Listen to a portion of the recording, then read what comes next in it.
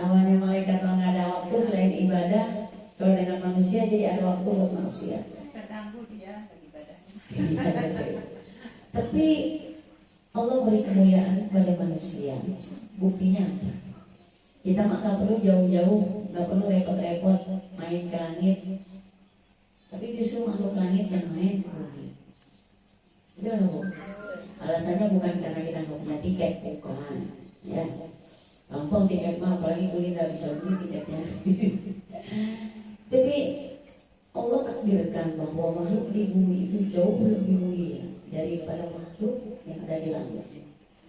Muliaan kita bukan muliaan malaikat, muliaan manusia.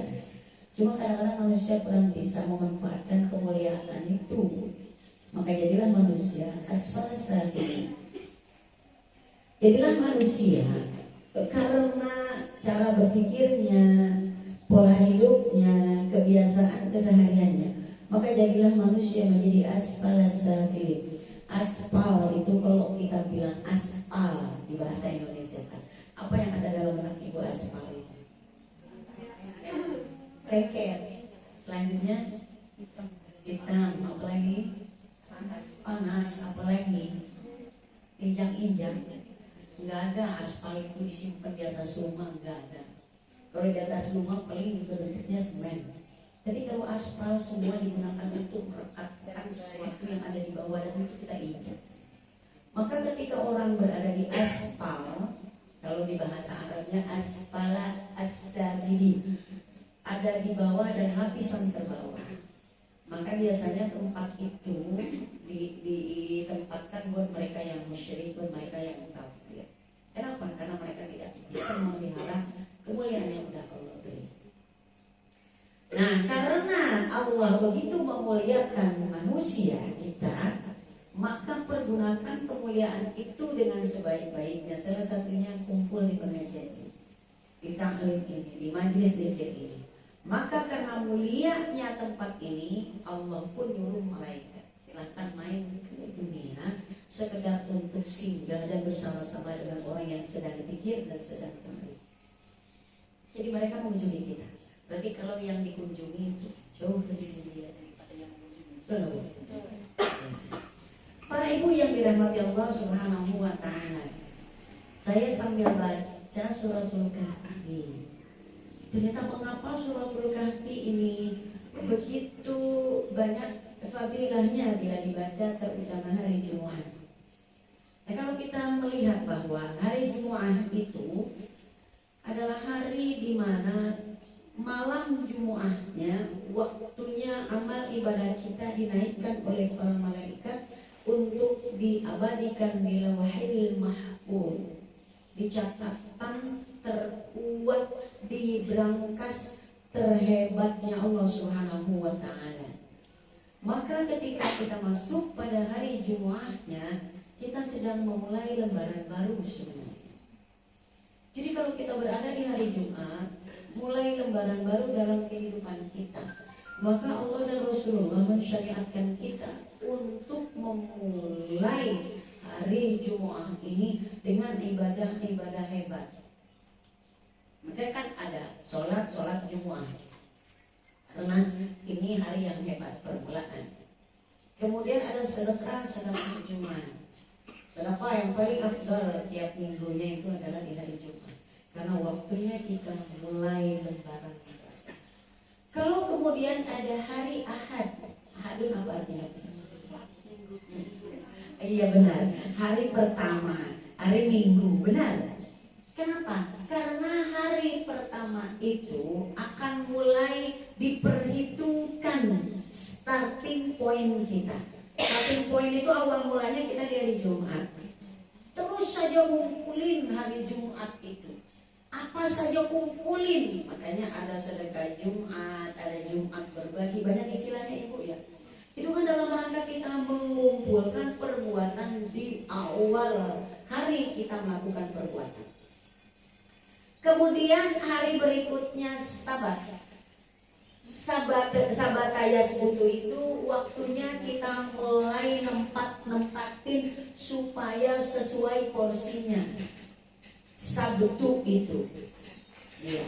Hari Sabtu itu jadi orang sudah tidak banyak sibuk lagi masukin amal ibadahnya karena dia sudah mulai kasih wadah untuk tempat-tempatnya. Ini mau disimpan di mana, ini mau dibagaimanakan, mana yang kira-kira dibuang, mana yang kira-kira harus diperbaiki. Ahad itu waktunya dilihat udah benar belum ya. Kalau dirasa ada yang belum benar, masih ada hari Senin. Isnain itu hari kedua, waktunya kita menata ulang.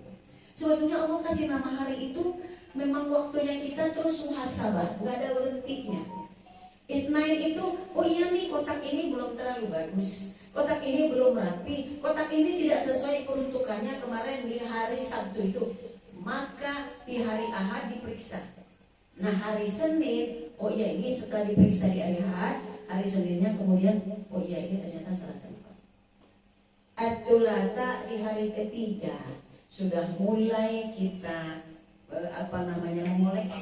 menyeleksi hal-hal yang perlu, mana yang harus dibuat. Al-Arbi'ah hari Rabu. Di hari keempat itu mulai kita untuk bersiap-siap lagi menuju ke hari Kamis supaya amal kita langsung diangkut oleh malaikat. Berarti Rabu itu kemas-kemas. Hari keempat itu waktunya berkemas. Maka setiap orang bila melakukan safar, Ibu, bila melakukan safar perjalanan, biasanya 4 hari. Lebih banyak itu 4 hari. Nah kalau kita melakukan perjalanan umroh di Madinah berapa hari? 3 hari, 4 hari, 5 hari itu biasanya sudah usai mau wadahnya begitu. Nah 4 hari itu sudah mulai berkemas-kemas, sudah mulai packing lah. Hari kelimanya baru berangkat. Itu sebetulnya sudah didesain sedemikian rupa supaya hari Jumat kita mulai lagi menata minggu kita supaya lebih baik. Jadi kalau kita bilang Ahad itu hari pertama mulai suatu saat, Ahad itu hari pertama kita mulai menyeleksi. Gitu ya Bu? Mengapa kita membiasakan menyebut hari itu sesuai dengan hari yang memang diajarkan oleh Rasulullah, supaya hidup kita benar-benar terprogram. Kalau minggu itu apa gitu? Minggu itu apa minggu itu? Jadi nggak ada sesuatu yang bermakna buat kita. Nah maka beruntunglah kita yang sudah bisa mengumpulkan banyak amal perbuatan di hari Jumat. Makanya orang bilang Jumat mubarakah, Jumat yang diberkahi oleh Allah. Para ibu yang dirahmati Allah Subhanahu wa taala, ini hari apa? Jumat, berdekatan dengan 10 Muharram disebut sebagai hari Asyura. Terserah ibu, saya dikasih kesempatan untuk kita ngobrol tentang fikih yang biasa atau kaitannya dengan Asyura. Ya, oke. Berarti lagi kita Asyura ini. Masih ada di sini saja. Ada sekolah kan yang setahun sekali Bu. Jadi ada peristiwa lain gitu ya. Di sini saya pakai kacamata bisa saya. Padahal menolak itu ininya mah. Tapi ya tak jawab. Oke. Bismillahirrahmanirrahim. Sebelumnya saya mau tanya dulu, Ibu Saum sejak awal ya, Muharram awal atau hari Tasu'anya? Tasu'anya ya dari ke-9 sampai ke-10. Sebelum saya bicara banyak supaya saya bisa mengukur pengetahuan Ibu, mengapa tidak puasa hari ini saja? Biar berbeda dengan orang. 100, iya. Itulah kita, itulah umat Islam harus selalu mencari identitas sebenarnya. Termasuk cara kita berbusana. Ini bagian dari cara kita mencari identitas. Kalau non-muslim lainnya mencoba menyamakan cara mereka berbusana, tetap tidak sama. Kita melihat para suster di Protestan ya, Katolik ya, yang pakai putih tapi kemudian ini tetap tidak sama. Karena mereka hanya mencari-cari jati diri, tidak sesuai dengan aturan agama. Nggak ada di aturan agama mereka suruh tutup aurat, nggak ada. Justru yang disuruh malah tadi laksanakan. Yang disuruh itu mereka berhitan, tapi mereka nggak berhitan. Artinya mereka mencari-cari, mengada-ada. Segala sesuatu yang dicari-cari dan diada-ada biasanya tidak akan pernah sempurna. Aneh. Kenapa? Kita lihat mereka pakai ini putih-putih tapi kesini-sini. Itu ininya kelihatan mereka. Buat kita orang Islam, ini harus ditutupi. Maka jadilah tampilan kita seperti ini. Karena berbusana muslimah bagian dari identitas seorang muslim. Maka puasa Asyura adalah bagian dari cara kita ittiba' kepada Rasulullah Muhammad sallallahu alaihi wasallam dalam rangka pencarian identitas. Kalau puasa Asyura itu puasa yang telah dilakukan sejak zaman dahulu oleh bangsa Yahudi. Maka ketika di Madinah, itu kan kronologi saya, Bu. Ketika di Madinah Rasulullah Muhammad sallallahu alaihi wasallam berhijrah, kemudian sahabat Rasulullah itu pengen ikutan orang Yahudi untuk puasa hari Asyura. Mereka mengatakan kepada Rasulullah, silakan berpuasa, tapi ingat, orang Islam itu harus memiliki identitas sesuai dengan fungsinya. Aku, kata Rasulullah, innama bu'ithu liutammima makarimal akhlaq, bahwa fungsiku diutus ke dunia untuk menyempurnakan karakter, kebiasaan, budaya yang lebih baik. Jadi gak mau babi buta Rasulullah itu. Maka manusia yang baik adalah manusia yang tidak membabi buta. Karena orang yang membabi buta itu tertolak, tereliminir sendirinya. Karena biasanya kalau orang yang terlalu membabi buta, terlalu kadang memaksakan kehendak, sementara orang lain terseok-seok dengan ide-ide. Biasanya begitu. Nah, maka kata Rasulullah, mari cari identitas diri tanpa harus membabi buta. Seperti syariat akikah. Syariat akikah itu bukan berasal dari Islam sebenarnya. Karena akikah sendiri memang tradisi dan budaya yang sudah sejak jauh hari dilakukan oleh bangsa Yahudi. Kata Rasulullah, aku diutus ke dunia untuk menyempurnakan tradisi yang terbaik. Maka oleh Rasulullah tidak dibabat habis akikah, tapi disempurnakan caranya agar menjadi identitas orang muslim. Saya tanya dulu, akikah itu artinya apa? Ya? Masih tergadai gitu ya. Nah, kalau arti akikah, apa yang uku akikah itu artinya sendiri motong. Maka tradisi itu dipatenkan oleh Rasulullah dengan nama akikah. Kalau zaman dulu namanya nggak akikah, supaya orang kita, orang Islam itu punya identitas khusus bahwa tradisi syukuran usai mendapatkan anak namanya harus akikah, supaya ini jadi hak paten buat orang Islam. So orang Yahudi dulu juga kalau dapat anak kayak kita juga ngajakin orang-orang untuk makan bersama. Tapi yang mereka lakukan bertentangan dengan ajaran Islam. Mereka potong kambing, potong sapi, cara potongnya nggak benar. Sapinya dibenturkan ke tembok, dipukulkan kepalanya, atau dijatuhkan dari atas sampai ke bawah hingga mati. Mereka tidak mengerti bangkai. Kalau dalam aturan Islam itu kan bangkai ya. Maka oleh orang Islam, oleh Rasulullah diajarkan, kalau ingin membunuh binatangnya, binatang yang akan kita sembelih, potong lehernya. Maka akikah namanya. Jadi akikah itu motong. Maka kalau kita mau akikah anak kita, harusnya sunnah Rasulullahnya bahwa anak kita bersama-sama dengan pemotongan kambingnya. Itu sunnahnya. Tapi kalau iya silakan. Kalau enggak juga enggak apa-apa begitu. Yang penting kita yakin bahwa kambing yang sudah kita peruntukkan akikah anak kita sudah disembelih secara Islam, bismillahi Allahu akbar. Maka kalau kambing atau binatang yang akan kita konsumsi tidak dibacakan nama Allah itu kan tidak halal.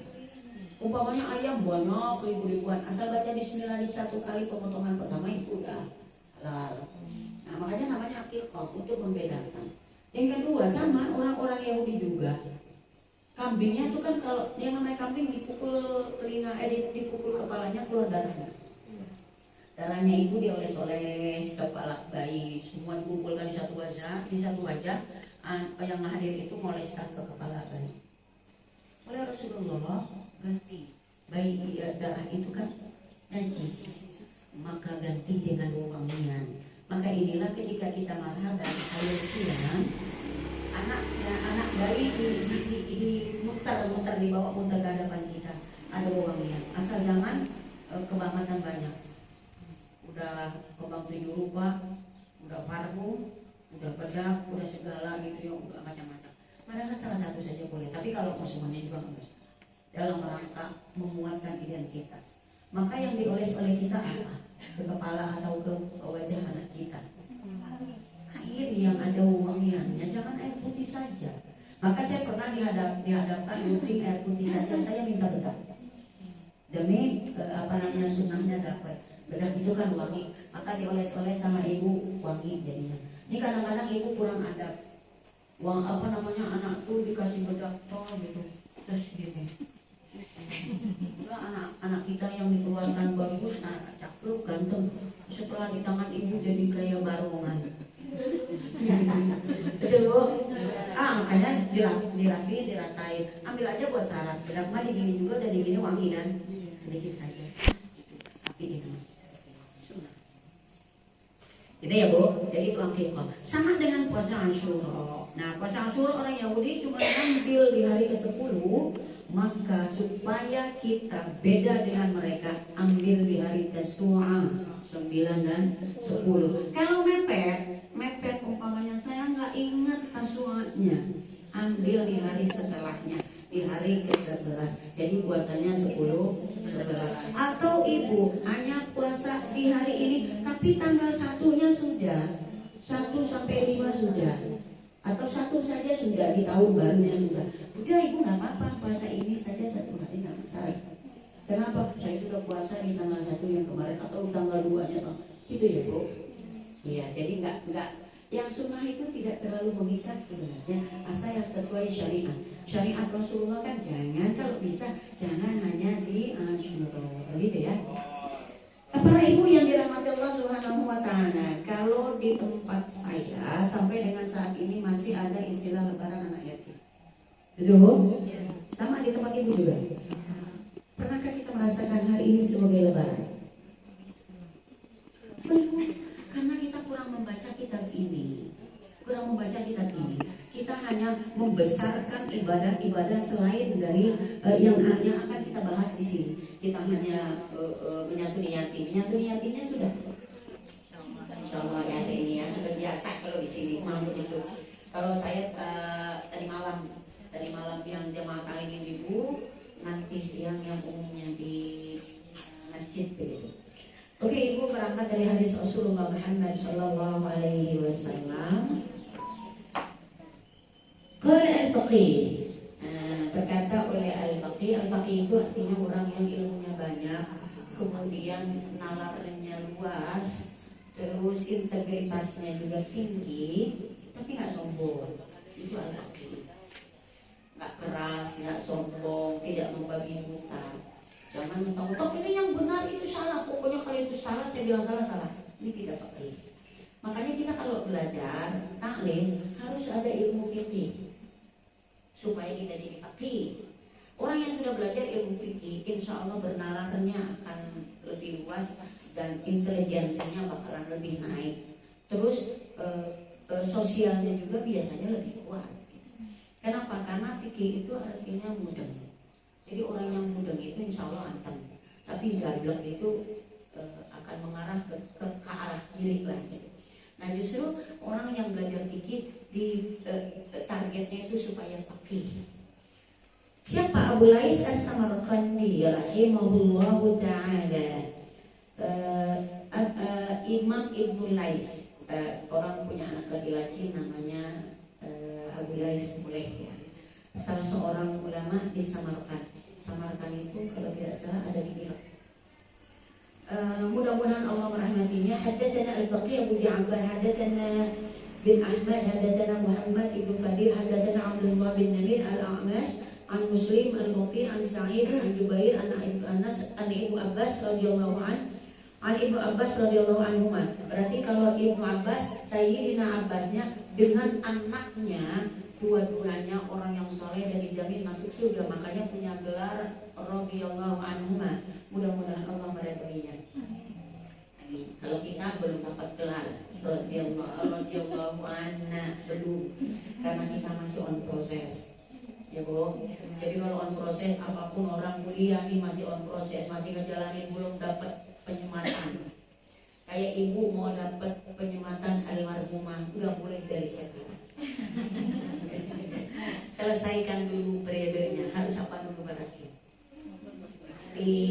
Mati dulu baru dapat gelar almarhumah. Emang apa artinya almarhumah? Jarang meninggal. Almarhumah itu sama dengan rahimahullah, Allah yarhamha, Allah yarhamhu. Begitu artinya semoga Allah menyayanginya. Almarhumah itu artinya yang disayang. Makanya jangan sembarangan ngomong untuk orang yang sudah meninggal dunia di luar agama kita sembarangan. Almarhum Bapak Albert, jangan umpamanya gitu. Nggak cocok. Almarhumah khusus doa kita untuk saudara kita sesama muslim. Nah kalau kita masih on proses, mudah-mudahan maka udah meninggal pasti dibilang Allah yarhamhu, pasti, gitu ya Bu. Kalau masih hidup, nata'anallahu bituli hayatihi. Kalau laki-laki nata'anallahu bituli hayatiha. Kalau perempuan didoain aja mudah-mudahan Allah panjangkan umurnya dengan kenikmatan. Kalau masih hidup, jangan Allah yarhamha, lo sedih masih hidup. Gitu ya Bu. Nah jadi Abbas, Sayyidina Abbas itu siapa? Zaman Rasulullah Muhammad Sallallahu Alaihi Wasallam. Kita mah kenalnya yang viral doang ya. Muhammad Nabi siapa Papa Nabi yang viral? Itu viral. Viralnya nggak bener ya kalau Abu Lahab ya. Abu Lahab, Abu Jahal, kenal ya. Itu untuk ikon-ikon untuk yang nggak benar ya. Nah kalau Abu Talib mah Insya Allah orangnya dermawan, membantu Nabi, Insya Allah masuk surga. Amin ya rabbal alamin. Ada paman Nabi itu Sayyidina Abbas yang kalau perangnya gigih banget itu. Nah ini menghasilkan anak yang hebat juga. Makanya anak dan bapak ini Allah sematkan radhiyallahu anhu. Ini hadis sanadnya panjang banget. Hadis itu semakin sanadnya panjang. Sanad itu artinya tempat bersandar, marjan, referensi lah sama saya. Referensinya semakin banyak ini hadis maka semakin hebat. Sama kayak orang bikin skripsi, sama kayak orang bikin tesis, semakin banyak referensi maka semakin kuat teorinya, semakin bagus analisanya.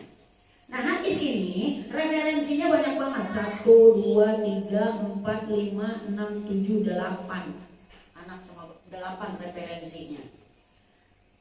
Baru anna Nabi sallallahu alaihi wasallam qala, baru bunyi hadisnya bahwasanya Nabi Muhammad sallallahu alaihi wasallam berkata, "Ma min ayyami al-'amalu shalihu fiha ahabbu ila Allah min hadhihi al-ayyam, yakni ayyamul 'ashri."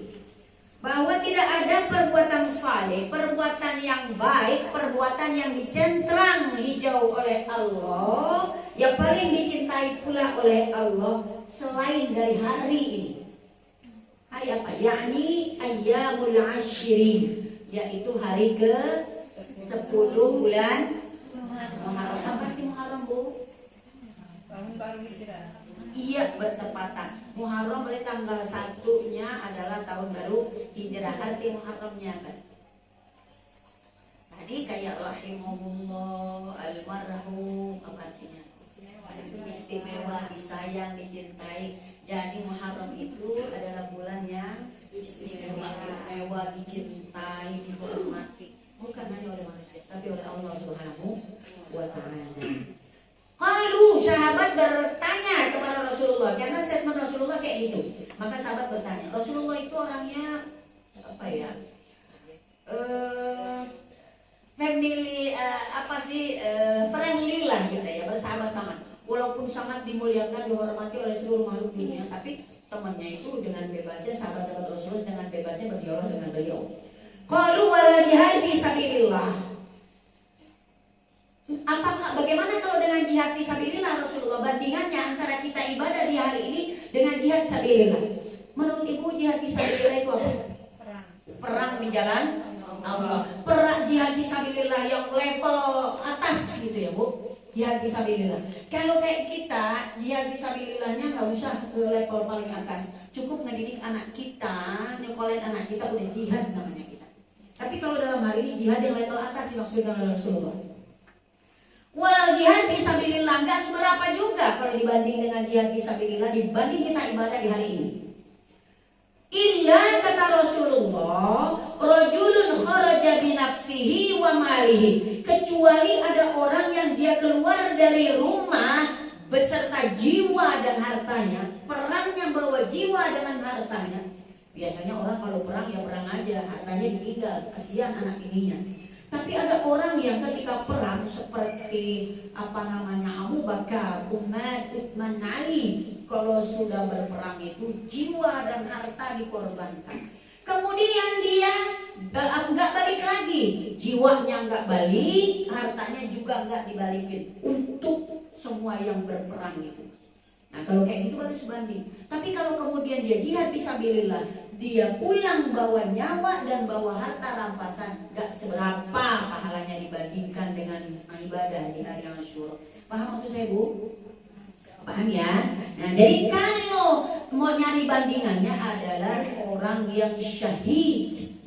Syahid itu artinya orang yang gugur perang di jalan Allah tanpa bawa apa-apa. Ghanimah juga, harta rampasan perangnya nggak mau dia. Terkadang kan banyak orang sengketa tuh karena harta rampasan, zaman dulu juga sama. Tapi kalau dia perang kemudian meninggal, jangan berikan saya, istrinya berkata, jangan berikan saya harta rampasan perang agar suami saya mendapatkan pahala syahid yang sempurna. Nah baru dia sebanding dengan Asyura ini. Oke, saya skip saja karena pada intinya gini. Amalan yang paling dicintai oleh Rasulullah karena ini hari Id. Karena dari sini saya langsung ke sini ya. Ibu, kalau saya baca kayak gini, Allahu Akbar, Allahu Akbar, Allahu Akbar, La ilaha illallah, Wallahu Akbar, Allahu Akbar walillahil hamd. Kapan hari raya? Hari raya. Ibu, kalau selain hari raya boleh nggak dibacakan ini? Kemarin juga saya ngobrol dengan ibu-ibu di masjid Salahi PWP itu, kebetulan pengajian bulanan, pas banget mereka minta ini. Saya bacakan ini, mereka berkata, Umi katanya nggak boleh karena bangunin yang ada di alam kubur, gitu ya Bu? Iya. Satu. Yang kedua apa? Nggak boleh Bi katanya, apa lagi alasannya? Hanya buat lebaran aja gitu ya. Ya terus jangan juga katanya pamali, gitu banyak alasannya. Kasih saya dong kalinya satu aja gitu. Diem aja. Atau enggak ada yang salah nggak dari lafal yang tadi saya lafalkan? Enggak sih. Emang tadi saya baca apa tadi? Takbir dengan apa? Takbir kan ya. Takbir. Emang orang takbir dengan takbir binatang? Enggak, orang setiap juga kita habis sholat fardu, sholat sunnah kita berdoa, alhamdulillah. Itu ya Bu. Atau dalam keseharian kita waktu sedang di tempat yang baik, saat yang baik, kita juga zikir. Jadi Bu, itu ustaznya nada salah nadanya apa gitu. Artinya kalau kita membaca itu sesuka kita kapanpun boleh lah. Yang dilarang itu kalau membaca takbir yang tadi saya baca keras-kerasnya di masjid bukan hari raya.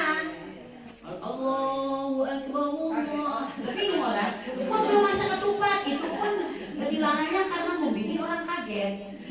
Padahal tidak apa-apa. Kalau baca Allahu Akbar, Allahu Akbar, Allahu Akbar, bisa di pengeras suara. Masa dilakukan nggak boleh? Hubungannya apa gitu? Oh, karena takut belum beli baju. Jadi kas lebaran. Iya, betul Ibu. Nah, para fuqaha al-muslim, para orang-orang fakih, orang yang mengerti dari kaum muslimin bahwa yaum Asyura itu yaumul Aid. Mengapa ini disebut hari Idul Idul yatim ya? Lebaran yatim Karena yang namanya Id itu identik dengan takbir. Idul Fitri, Idul Adha, takbir Bu. Maka Id di hari Asyura juga harusnya kita bertakbir dengan takbir yang sama. Ini hilang, kemudian tidak ada orang, enggak ada ulama yang memberikan ajaran kepada kita untuk bertakbir, menggemakan takbir di masjid dan musola. Padahal ini disyariatkan oleh ulama-ulama tertentu. Tapi kita nggak jalanin ya. Betul nggak Bu? Padahal yang kasih tahu kok. iya, padahal saya juga setelah baca, Masya Allah, iya ya, harus ini lafalnya sama gitu. Masya Allah. Kapan? Oh ternyata takbir yang tadi saya baca juga nggak cuma hari ini Bu, nggak cuma Idul Fitri, Idul Adha, Ayyamut Tasyrik juga 11, 12, 13. Ya kan di masjid kita takbir. Mengapa Yaumul Id ini enggak? Mari biasakan pakai kita. Bagaimana caranya? Biasanya orang kalau pawai obor katanya di sektor 5 PUP sekitar itu Asyura itu mereka pawai obor. Pawai obornya ngapain di minggu? Anak-anak bawa obor. Nah, sambil anak-anak bawa obor takbir. Enggak ada yang marahin Ibu. Malah justru nanti oh iya ya, daripada cuma bawa obor takbir. Ini yang disyariatkan oleh para ulama. Bagaimana takbirnya? Sama dengan hari Id yang lain. Inilah alasannya mengapa Yaumul Asyura disebut sebagai hari raya. Ciri-ciri hari raya dia ada takbir. Cuma ciri-ciri hari raya ada ketupat di tempat kita aja. Betul nggak Bu? Kalau di negara Muslim belahan dunia lainnya nggak mesti ada itu. Tapi ada takbir pasti. Betul ya Bu? Halo? Ya. Jadi minggu depan, tahun depan gemakan takbir itu. Kalau mau dari sekarang silahkan. Jadi bertakbirlah dari mulai nyetaknya takbiran kan biasanya jatuh masuk tanggal. Ya Bu ya. Kalau kita Idul Fitri kan takbiran habis asar. Idul Adha juga habis asar. Nah sama kayak kita Idul Yatim berarti takbirnya usai asar masuk tanggal 10. Insya Allah. Iya, sekarang juga masih bisa karena kita masih berada di tanggal 10. Oke, di tangan kita takbir di hari Idul Yatim belum viral. Mari viralkan kepada generasi berikutnya di tangan kita. Setuju nggak Bu? Ya, terima kasih para ibu yang dirahmati Allah Subhanahu wa Ta'ala. Mudah-mudahan ada manfaatnya. Bu, halo, puasa.